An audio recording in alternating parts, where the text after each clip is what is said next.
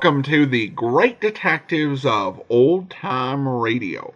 From Boise, Idaho, this is your host, Adam Graham. Email it to me, box13 at greatdetectives.net. Follow us on Twitter at Radio Detectives and become one of our friends on Facebook, facebook.com/Radio Detectives. Today's program is brought to you in part by the financial support of our listeners. You can support the show on a one-time basis, support.greatdetectives.net, and I want to thank Simon for supporting the show that way. You can also send a donation with the Zelle app to box13 at greatdetectives.net. And thank you to Randy for supporting the show that way. You can also mail in a donation to Adam Graham, P.O. Box 15913, 15913, Boise, Idaho 83715. And you can become one of our ongoing Patreon supporters for as little as $2 per month. Just go to patreon.greatdetectives.net. Now we're going to get into today's episode of Casey Crime Photographer, and this was actually the first time the series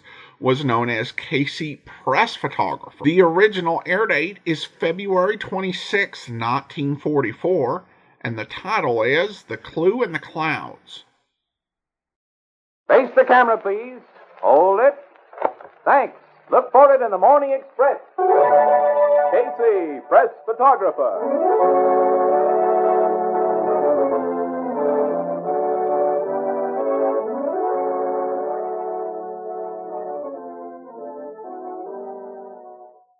Columbia brings you another adventure of Casey, Press Photographer. Tonight and every Saturday at this time, Columbia invites you to follow Casey on his exciting assignment and to meet the strangely assorted people who pass in swift-moving parade before the shutters of his camera. Tonight, The Clue in the Clouds.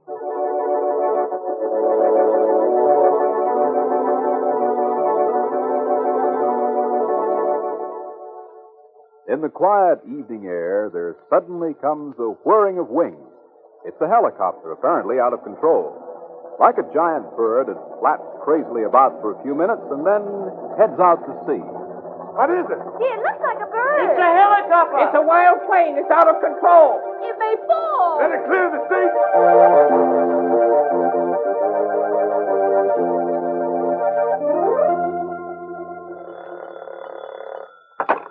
City desk. Burke speaking. Hey, Burke. Who is this? Casey? Yes, it's Casey. Listen, there's an airplane loose over the city, a What? helicopter. Yeah, What? it's out of control. Something has happened to the pilot. It's headed out to sea. The Coast Guard is trying to get the plane in the air to follow it now. Oh, yeah? Where are you? Well, I'm at the Blue Note. I thought so. Now, listen, Casey. Go home and sleep it off. I'll see you in the morning. Now, listen, are you inferring Yeah. that... You ought to know better than to phone me in that condition. Now go home and go to bed. Oh, stop it, Burke. I'm as sober as you are. I tell you, this is a story. Okay. So it's a story. What do you want me to do? Stay up all night waiting for you to get it? Oh, that's swell, Chief. I knew I could count on you. We're going down to the Coast Guard headquarters now and get all the dope we can. Maybe some pictures. Who's with you? Ann Williams. All right, you crazy loon. But this had better be good. If that helicopter turns out to be a Halloween witch on a broom, you shot your last picture for me. You get that? Get it? I know it by heart. Goodbye. Goodbye. Ha. Helicopter.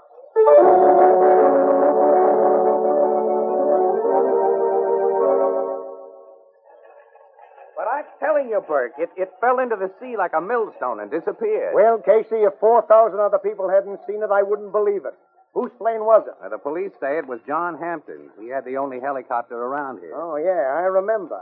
Flew it in from his estate to the top of his office building every day. Our pioneer air commuter. And he's missing, huh? Yep, he and Mrs. Hampton both. Well, take that stuff you've got to a rewrite man. Have one of the boys fix up an obituary. We've lost one of our leading citizens in a plane accident. And that's that. Now, listen, Burke. Casey doesn't think it was an accident. No, for Pete's sake. And why not? Burke, I think that dive into the ocean was planned. There's something phony about this story, and I want to track it down. All right. What do you want to do? Go chasing geese again? You better let him, Burke.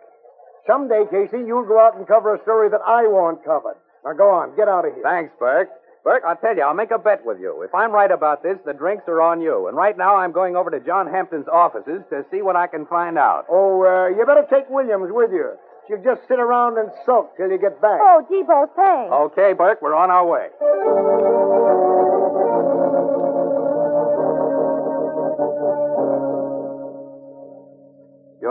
Miss Gray, aren't you? Miss Matilda Gray? Yes, I was Mr. Hampton's secretary. Yes, what we want is material for a little story on Mr. Hampton. Do you think you can help us? He was a wonderful man. Everybody admired and respected Mr. Hampton. I don't know what else I can say. He owned this building, didn't he? Yes, the Hampton Importing Company occupies the top 3 floors. He liked the idea of having his office here in the penthouse. Mm-hmm.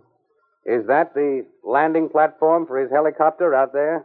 Yes, that's it. You mind if I get a picture of it? Not at all.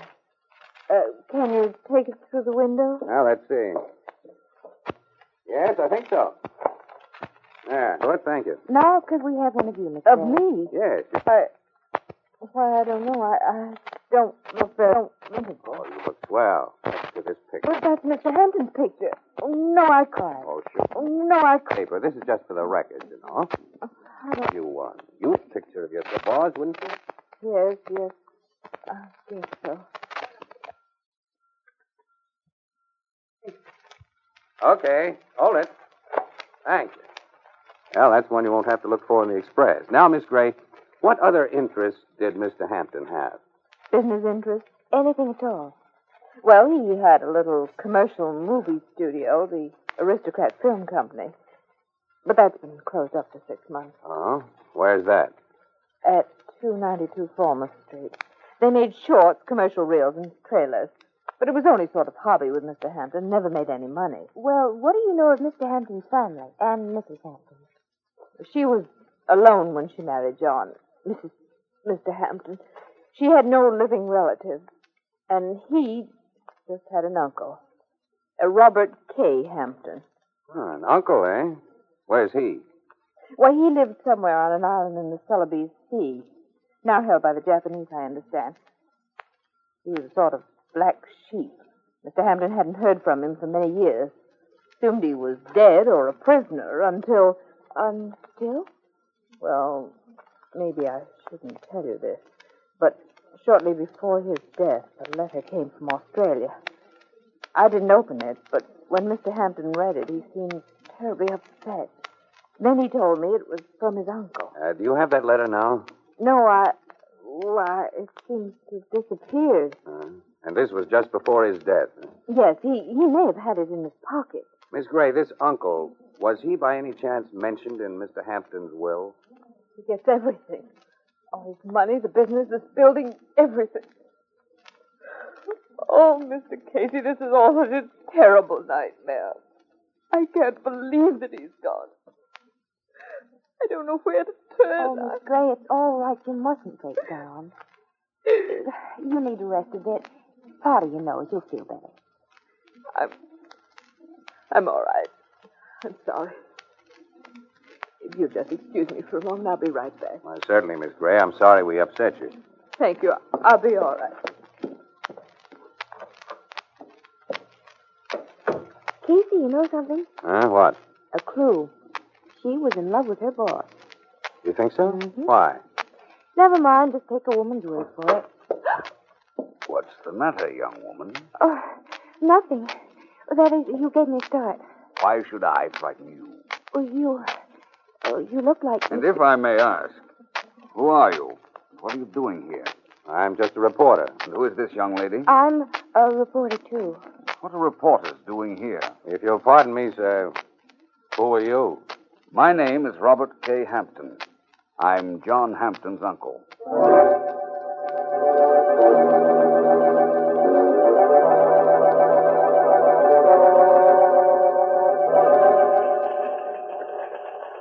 So you think this uncle had something to do with Hampton's death, huh? Well, look, a guy names a black sheep uncle as beneficiary in his will and suddenly gets a letter from him. From all reports, he's very upset by it. And the next day packs himself and his wife off in a plane for a double suicide. Lieutenant Logan pronounced it an accident. Yeah, well, it doesn't add up to me. This uncle ties in somehow. Come on, Ann, I gotta think. Let's get out in the air. The nice smoke-laden air of the Blue Note, I have no doubt.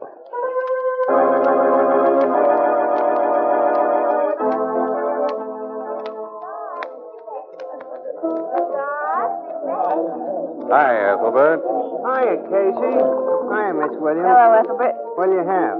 One beer. Same as usual for me. Okay, beer and the usual coming up. Say, what are you reading, Ethelbert? A book on victory gardening, I guess. My sister Edna gave it to me. Oh, your sister Edna liked to read. Yeah, she does. She don't drink much. What's the name of the book? 5 Little Peppers and How They Grew. Listen, why don't you read something interesting? Like that death plane story of yours in the Express? Oh, that's something. I'm following that, too. Good. Here's your beers. Well, what's your opinion? Well, I think it was a sort of chameleon of errors. I think this guy was planning to run away with some dame. No? He gets the plane all heated up for it when a heavily veiled figure sneaks into the cockpit beside him and gives him the nod to get going. Then he finds out that it's his wife and not his lady friend under the heavy drapes and that she's crossed him up. And by that time, he's so disgusted he dumps the whole thing in the drink.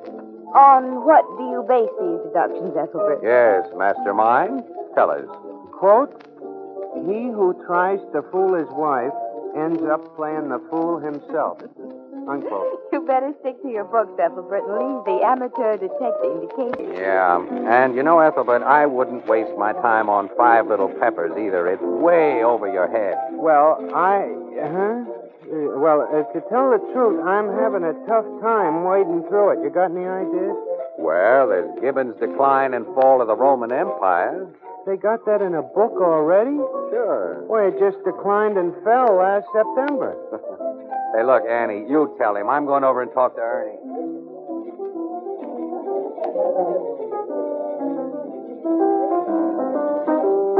Hiya, Casey. Hi, Ernie. Ooh, you look worried. Yeah? Ernie, you got an old tune handy? Something for me to think by? Sure.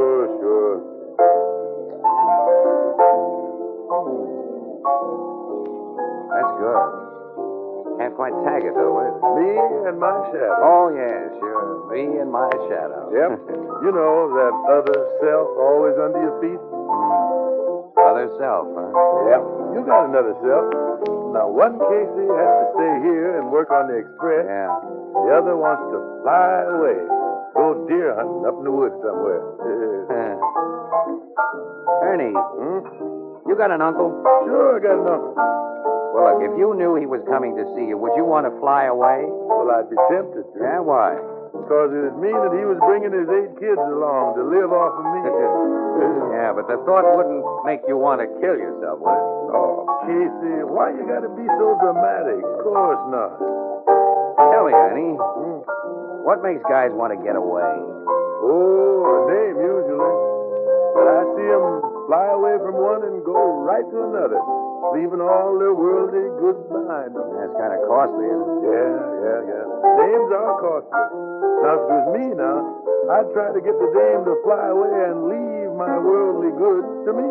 Yeah. What? I say it'd pay a fella better if he could get the dame to fly away and leave the worldly goods to him. Ernie, I think you got something there. Yeah, thanks.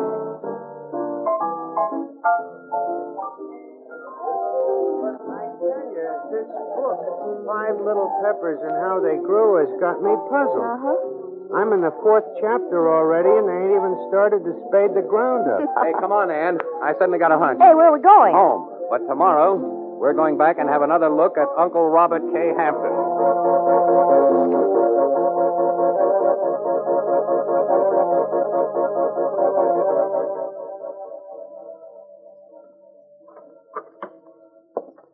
You may come in now. Thank you. This is Mr. Robert K. Hampton. Miss Williams, Mr. Casey. Yes, we've met before, briefly. How do you do? Well, this is the young lady who was so startled yesterday when she first saw me. I'm sorry, Mr. Hampton. It was just that you looked so much I like... know. You were struck by my resemblance to my nephew. Yes. Well, I don't blame you. You know, I never realized how much he'd got to look like me until I arrived and saw his picture here. Yes, it is a striking resemblance, sir. Your hair is gray instead of brown. Mm-hmm. And, of course, he had a mustache. Yeah, but anyone would take you for brothers otherwise. I think you're quite different. Well, after all, there were only 7 years difference in our ages. I was just a kid when my brother's son, John, was born. Yeah, we were very sorry about what happened to your nephew, Mr. Hampton. These things are always kind of tough to take. Yes, they are. But of course, it wasn't entirely unexpected. You know, I thought John would probably come to some violent end. Why, even as a kid, he was always keyed up. Couldn't relax. This airplane notion. He should have taken things easier. Now look at me. I spent my youth bumming around the world. Never made much, but I had fun and got along. Then I found a spot where life was pleasant, and I settled down. Where was that? Jurang Island, near Borneo. Paradise. Simply paradise. That is, until the Japs came along. Then I somehow managed to get out. Just by the skin of my teeth, too. Exciting. Yes. Now, well, here I am. You see, everything worked out pretty well. Yes, thanks to John Hampton, who spent his whole life... Miss Gray, you were saying? I'm sorry, Mr. Hampton. Do you mind if I take some pictures, Mr. Hampton? My paper wants to run a feature on you and your nephew. You know, your vastly different lives and activities. You know, the Hampton who traveled the earth and the Hampton who stayed at home. Well, that's rather a good idea, Mr. Casey. Where would you like me? Beside this picture of John? No. Miss Gray. Sorry. Yes, I would if you don't mind. Let's try behind the desk there. All right. How's this? You'll pardon me, Mr. Hampton, but your hair's a little mussed. You know, with such striking gray hair as you have, you ought to have it looking its best. Oh, I'm sorry. I'll... No, don't move. Miss Williams will arrange it. Oh, all right. Have you got a comb, Ann? Uh-huh. There's one right here in my bag. Now, just a second. There you are. Thank you. Fine, that's it. Now, Mr. Hampton, hold it. Want another? I'm sure that one picture should be enough. Miss Gray, if you please. Well, we'll take one more. Just one more for good luck. Now, hold that just as you are, right there. Thank you. Oh, but I'm afraid I'm in that one, too. Your camera was pointed right at me. Well, we'll see when they're developed. Thank you both very much. Thank you. You know, Mr. Casey, I'm somewhat of a camera fan myself. No, that's so? Yes, taken pictures all my life. I have some beautiful shots of Jurang Island. I was wondering if perhaps you couldn't print them along with the feature on my nephew and me. Not that I would want to monopolize the story, of course, no. But I only thought it might set off the differences in us. More dramatically. You know, give it a little added color. Yeah, sure. Sure, that might be an angle. Let's see the pictures. Yes, well, I have a few small ones in my wallet here. Uh-huh. The Japs got most of my stuff, of course. Oh, yes, I can imagine. Let me see now. Yes, here's a nice shot. Mount Tonamau. Ah. Hey, look at this, Ann. Beautiful. And this is a view of my backyard, so to speak, looking north. Is that you in the hammock? Yes, that's me. I used a self-timer. Set it and then ran and got into the picture. Used a flexo camera with f3.5 lens at 1/20th of a second. Oh, it's not bad. What's this one? That's me again. Same trick. That was taken from the front porch. Looking south? Yes. That's lovely country. Looks almost like a stage setting. I think perhaps we're boring these people, Mr. Hampton. Yes, I'm afraid we are. No, really, not at all. I'd like to use these pictures. They're exceptional shots. And pictures always dress up a feature. Well, all right.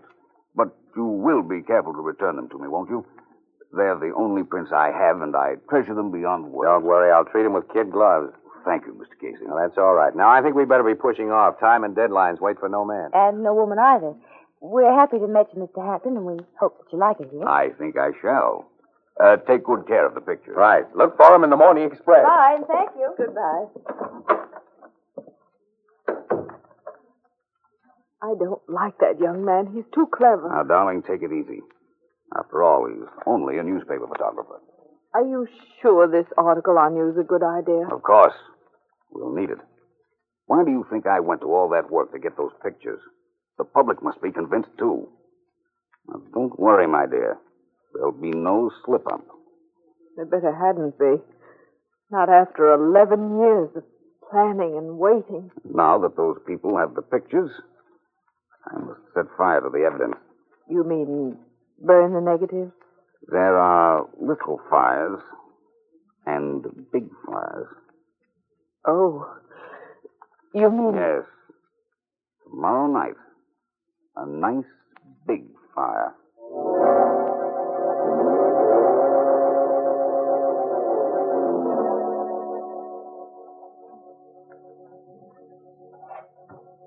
Let's see that negative, eh? Uh-huh, here you are. Yes, sir. That I call a nice layout. Yeah. Pictures look pretty good, huh? Mm-hmm. My article's all right, too. Mm-hmm. You know, someday I must teach you how to read. Yeah, someday. Say, these of Churang Island came out really bright and clear, didn't they? Mm-hmm. Hey, Ann, look at this. What? You notice anything strange about those two shots taken in Hampton's front and backyards? No. Well, I do. Look. Look at this bank of clouds here. Uh-huh. It looks sort of like a face, doesn't it? Oh, sure. It looks like my Aunt Sophie. Now, quit clowning. Look at it close. I'm looking. Well, now, that's supposed to be a view looking north. That's right. Well, here's exactly the same formation in the view looking south. Well, that's queer. Queer. It's a physical impossibility. There haven't been two cloud formations exactly alike since the first day of creation. Well, then these scenes were fake. Yeah, they were beautifully fake. You know, I thought Hampton froze a little when you made that crack. Which crack? About those pictures looking almost like a stage setting.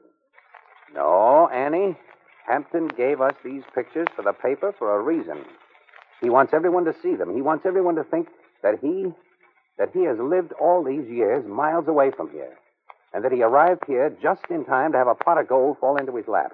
Oh, that's a little too neat, isn't it? Yeah, these pictures are all he's got to prove he wasn't here all the time. Well, if he was here, how do we know he didn't murder John Hampton? He had the motive, all right. The will gives him everything. Yeah, and right under John Hampton's feet. Hey, who said something like that? Ernie. That's right, me and my shadow. Annie, I think I got it. Quick, let me look at your comb. Well, sure, Casey. But what on earth's the matter? Hey, wait a minute. Here, look at this. A hair. A lone gray hair. I gotta take this down to Logan and have him run some tests on it. I'll see you back here in about an hour.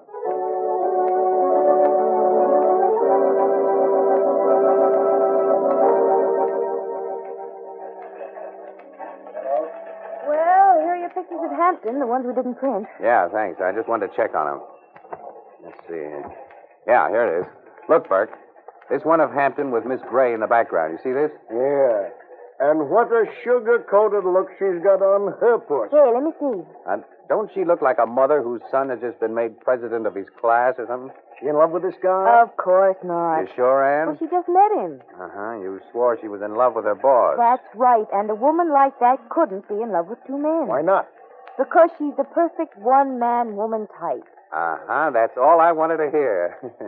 I got a theory on this case, and this just about puts a pin on it. Come on. Hey, where are we going? We got a little job of breaking and entering to do. We're going to crash the deserted studio of the Aristocrat Film Company.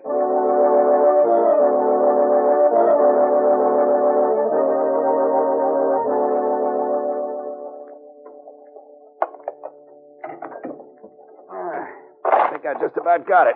Isn't this a tiny little bit illegal? I can fix that with Logan. He and I are just like that.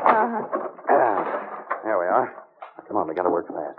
Oh, spooky, isn't it? Where did I light a match? See any light switches around here? Wait a minute. Here's one. That's better. Well, so this is the Aristocrat Movie Studio, huh? And a fine place to bring a young girl in the dead of night. Annie, you see those crates over there? Yeah? I'll bet you 10 to 1 they're full of prop palms, grass mats, and tropical foliage. Let's see. All right. Mr. Casey, your intuition is appalling. I'm glad I didn't cover that bet. Uh-huh. Artificial flowers, trees, rocks, leaves, everything you need to build up a nice little South Sea Island setting right here. Uh-huh. You mean Hampton could have sneaked in here alone, arranged a beautiful little tropic setting, and taken pictures all over the place? Not only could have, he did, with a self-timer. And by changing the bushes and foliage around, he got the so-called view from his front porch and the one from his back porch. Well, where's the sky with the funny cloud formation? It's hanging right over your head. Look up. All those big hanging things? Yeah. Yeah, it's one of those. Those are backgrounds, you see, held up there by these ropes tied right here. Oh, which, these? Hey, look out. You want to kill us both? You pull that knot and all those heavy drops would crash down on our heads. Oh, sorry. I only thought you might want to get them down to see if you could find the one with the cross. Yeah, but we'll have to snub the rope around his peg and have to drop down gradually. Those things are heavy. Put your hands up, Casey. Hampton. He's got a gun. And you too, Miss Williams. Oh, yes, sir. You seem surprised to see me, Mr. Casey. Why? Do you forget that I own this studio now? It's rather I who should be surprised. What are you doing here? We're looking for Churang Island. And you? I came to burn this place down. For a reason that you may have already surmised. Yeah. You didn't want anyone to find out where you made those phony pictures, did you? No, and I don't want you to tell them. And you won't if you and your charming lady friend should get trapped here and cremated. There's rather an ugly name for that. Murder. A murder is not a murder until it's proven so. But before I kill you, I want you to tell me something. Yes, I expected that. Most murderers are very cautious to know where they slipped up. All right, I'll tell you, Mr. John Hampton. Oh. You've guessed that, too. Of course. You're not Robert K. Hampton. There never was any Robert K. Hampton. You never fled from the Japs on Churang Island. You picked that place because it would be impossible to check your story. This whole thing was arranged between you and Miss Matilda Gray. You planned this for years and been in love with her for years. Go on. You drew your will to a fictitious uncle and probably faked up enough credentials so that you could appear to be that uncle. And then when the time came, all you had to do was drug your wife, put her in a helicopter. There was just enough fuel to get over the ocean and set the controls and let her go. Don't you think the plan was clever? Fiendishly clever. And it was clever of you to spend 10 years working out your disguise. Most criminals try to change their identity by putting on a disguise. You achieved a change by taking one off. One you'd worn for 10 years. You shaved your mustache, bleached the dye out of your hair, and then came down here and took a few pictures of yourself in a tropical setting. Then, the very next day, you turned up as the long-lost uncle, inheriting all your own money and in a position to marry Miss Matilda Gray. I fooled everyone but you, Mr. Casey. Tell me, why did you suspect me? Well, being a photographer, maybe I looked too closely at your pictures. And you made the mistake of using the same sky in all of them. Oh. Clever of you to notice it. Well, you slipped up on one other little thing, too. Your hair. Remember when I combed it for you, Mr. Hampton? Yes, under the police microscope, a strand of your hair still showed traces of brown dye. It's those little things, Mr. Hampton. Perhaps. And then, of course, you should never have let me get a picture of Matilda Gray off guard. For although she treated you badly and seemed to hate you, her love showed up in the face as plainly as though it were written there. Very interesting. And as Anne told me, a woman like Matilda Gray couldn't love two men. It turned out she didn't. Both men were you. Quite right. Now, before you have a chance to turn this story over to the police, I'm afraid I shall have to shoot you both. I wonder if you'd mind shooting me first. The sight of blood, you know. You can't afford to joke, Miss Williams. Oh, no. I don't want to be too near. May I stand over there by those ropes? Wherever you wish. Thank you.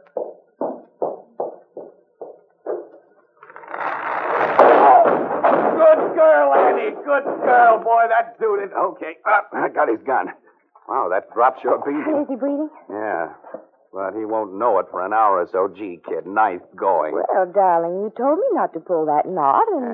Annie, this was an inspiration. I could just about kiss you. Oh, so I've got to save your life to deserve one stingy little kiss.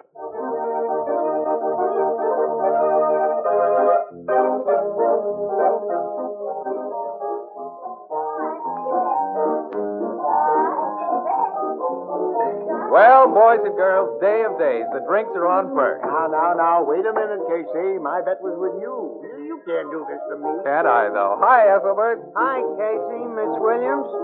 Well, Mr. Burke, this is a surprise. Yes, well, I... Burke's buying the drinks, Ethelbert. Wow, what'll it be? Hello, Ethelbert. Oh, hello, Grace. What'll it be, Miss Williams?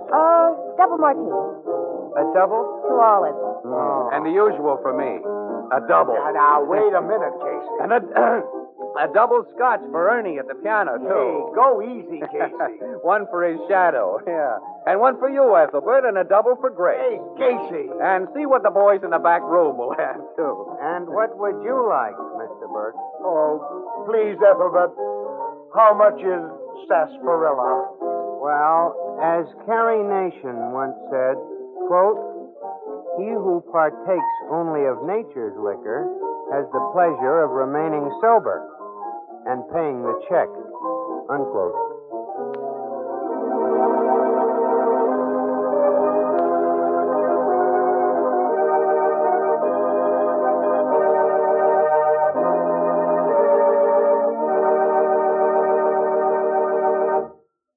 You've been listening to Casey, Press Photographer, played by Stotts Cotsworth, a new series of adventure programs based on the fictional character created by George Harmon Cox. Casey, Press Photographer is directed by Albert Ward and produced for Columbia by John Deep. Tonight's story was written by Charles Holden. Join us again next week at this same time for another swift-moving story of Casey, Press Photographer. This is CBS, the Columbia Broadcasting System.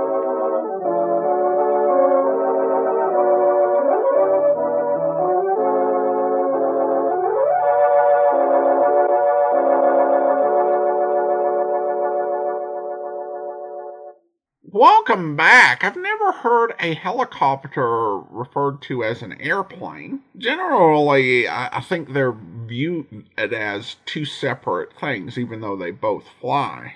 I don't know if it's just me, but I'd feel weird using a stranger's comb. I think that may just be me, though. The solution?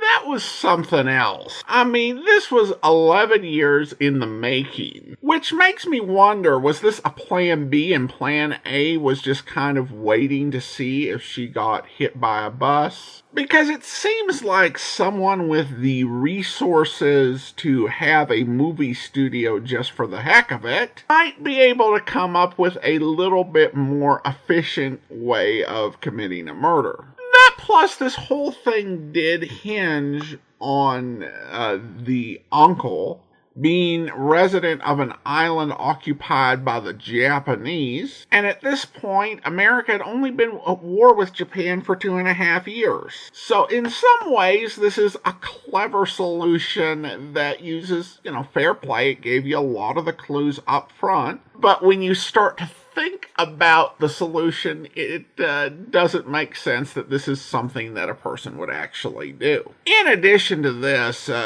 Dr. Joe Webb at Blue Note Bulletin, in part because of the sophistication of the disguise and the photographs that are supposed to, really fool people, and you're dealing with 1940s technology, so it's not very plausible for that reason. Dr. Webb also called out the line, "Look for it in the Morning Express." And he writes, I think the writers were trying to get that into the public's vocabulary. It must not have worked because it's not common later. And he does have a point about this being something that the writers apparently had Casey say a lot, but in episodes that are not in circulation, which did call to mind something that I heard a few years back, and it involved Casey, crime photographer, and a bunch of other detectives. And this comes from CBS's fall preview show from 1946. I'm at an age where I can remember fall TV preview shows. I think one or two I saw last time was sometime before I was 10. But this was something that the radio stations did to promote its programs, and would later be done by television stations as well. CBS's special was called Stars in the Afternoon, and there were actually two specials. This was from the first one, which featured a bunch of CBS programs and performers, and they did a segment to promote their mystery programs, including Casey, crime photographer. Now, for context, I will mention that the program was hosted by Frank Sinatra. At the start of the clip, Arthur Q. Bryan, best known for the voice of Elmer Fudd, appears as a network executive using the Elmer Fudd voice, but that's not the character he's playing. This is already as ambitious a crossover as you'll find in Golden Age radio without going quite that far. I'm going to play this clip. It's about 9 minutes long from September the 26th of 1946 from Stars in the Afternoon. Let's take a listen. Yeah. And here's a mystery so tremendous, terrific, and baffling that we're calling in all our star detectives to solve it. Listen. Calling all stars. Calling all stars. Crime Doctor. The host of Inner Sanctum, Sam Spade, Casey crime photographer, the Thin Man, wake up and go at once to the home of Edward Dismukes Mayhoff, wealthy sportsman whose life has been threatened. Hurry on over. If you don't hurry, it'll be all over. Over.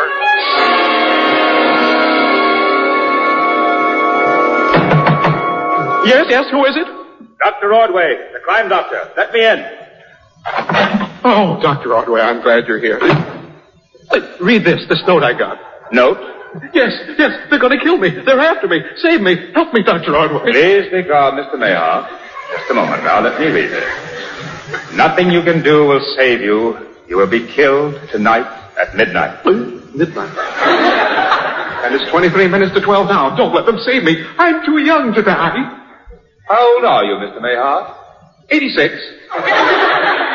86 going on 87, I hope. Well, I hope so, too. Now, this should be very easy to solve. First, you must answer a few questions. Oh, anything, but we must hurry.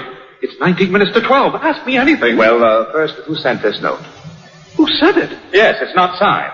Very untidy way of doing business. Just a note that someone's going to kill you and nothing more. No signature, no date, no corpse. Come, Mr. Mayhoff. I must say you're not being very cooperative. Well, I'm sorry, Dr. Ordway. I know there should have been more clues, but I only got the note a half an hour ago. I didn't know what I was doing. My life was at stake. A flimsy excuse.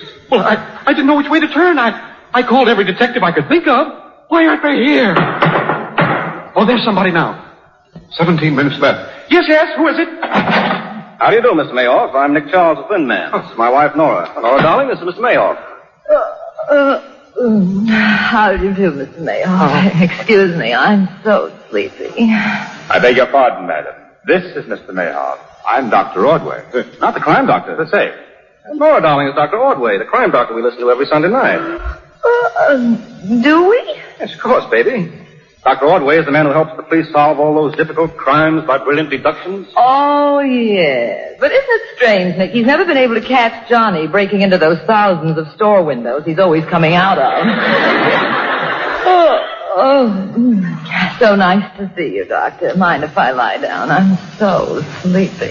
Not at all. I hardly knew you with your eyes open. Please, it's 15 minutes to 12. My life is at stake. This note I got. Note? Yes. What note, Mr. Mayhoff? The note threatening my life. Dr. Ordway has it. Here, Nick, have a look. What do you make of it? Nothing can help you. You die at midnight. Who sent this? Who sent it? I don't know.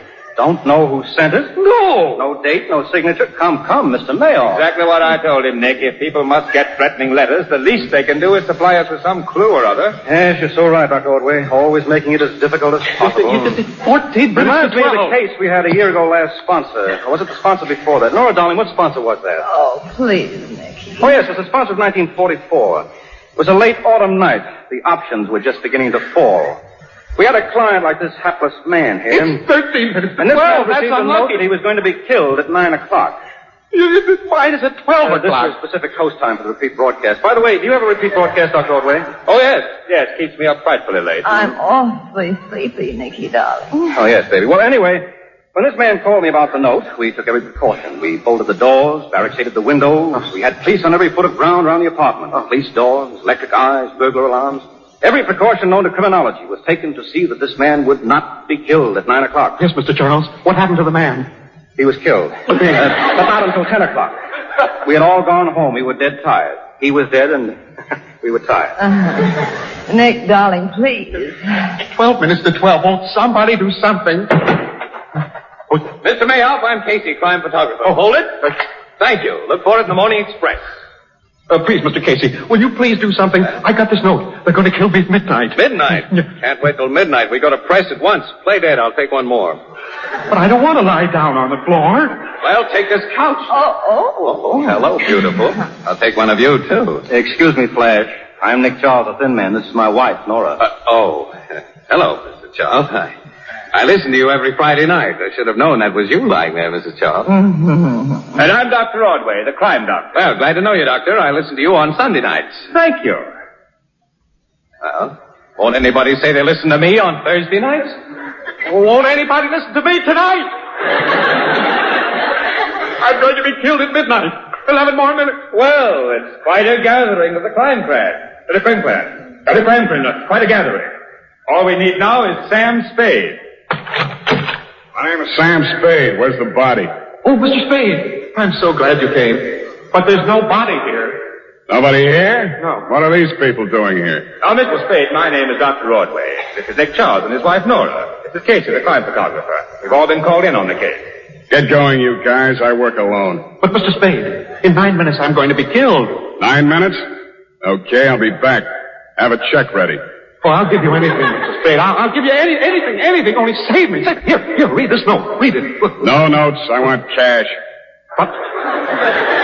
Yeah, but I'm going to be killed at 12 o'clock. Well, let's get it over with. I got my own broadcast to make tonight. Hold it. Thank you, Mr. Spade. Look for it in the Morning Express. Reminds me of a case we had sponsored before last. Remember, Nora? Nicky, it's late. I'm getting sleepier by the minute. Yes, Nicky, it's 3 minutes to 12. I'm sleepy. I need do something for me. Do something to save me.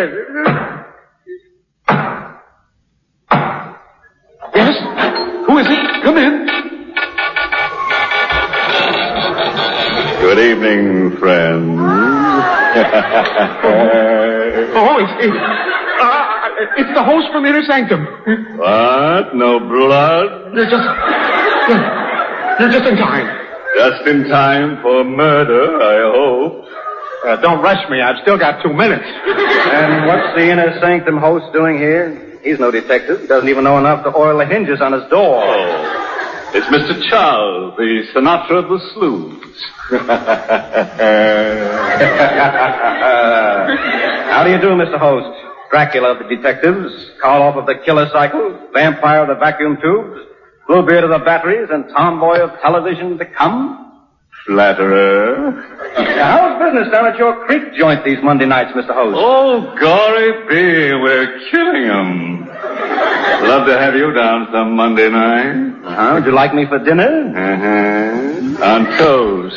Please, fellas. It's just a few more seconds. Can't any of you do anything? Save me! They got me! Hold it, don't fall. Thank you. Look for it in the Morning Express. Don't fall now. Oh, blood. Goody. Murder. Well, they won't need me here anymore. Anything you say may be held against you. Just a minute, Dr. Ordway. How do we know he's dead? Get a doctor. Let's make sure the corpus is delicti. Somebody looking for a doctor? I'm Dr. Christian. Oh, come in, Dr. Christian. Hear you every Wednesday night. How's Judy? She's fine, thank you. And how is Mrs. Charles? Sleeping any better? Oh, she's doing fine, thanks. That's good. That'll be $5. $5? Well, that's Say my... $5? Yeah, that's my regular fee for calling on the sick. What's your regular fee for calling on the dead? I'm sorry, I don't understand. We think your patient is dead. So fast? I just got here. We think he was dead before we called you. My fee is still $5. Well, there's a chance he may not be dead. And if I find he's not? He'll pay you the $5. Here he is. Very well. No pulse, no heartbeat, no blood. He's dead, isn't he, Doc? Not necessarily. What do you mean? If a man has no pulse, no heartbeat, no blood, he's dead. That has been disproven. Who disproved it? Frank Sinatra.